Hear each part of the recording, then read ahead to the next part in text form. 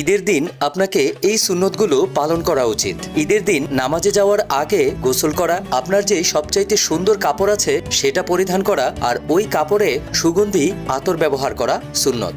ঘর থেকে বের হবার আগে খেজুর খাবেন। হুজুর সাল্লাল্লাহু আলাইহি ওয়াসাল্লাম ঈদের নামাজে যাওয়ার আগে খেজুর খেতেন। ঈদগাতে আপনি যে রাস্তা দিয়ে যাবেন সেই রাস্তায় হাঁটতে হাঁটতে বা চলতে চলতে তাকবীর উচ্চস্বরে উচ্চারণ করা সুন্নত।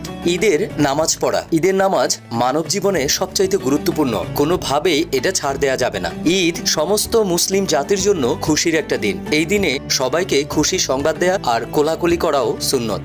আপনি যে রাস্তা দিয়ে ঈদগাহতে যাবেন চেষ্টা করবেন ফিরে আসার সময় অন্য রাস্তা দিয়ে ফিরে আসতে। এতে করে কিয়ামতের দিন দুইটা রাস্তা থাকবে আপনার পক্ষে সাক্ষী দেওয়ার জন্য। পরিবারের সমস্ত সদস্যদের যাকাত আল ফিতরা টাকা গরিব মানুষদেরকে দান করাও সুন্নত। আল্লাহ আপনার সমস্ত রোজা আর ইবাদতকে কবুল করে নিন। ঈদ মুবারক।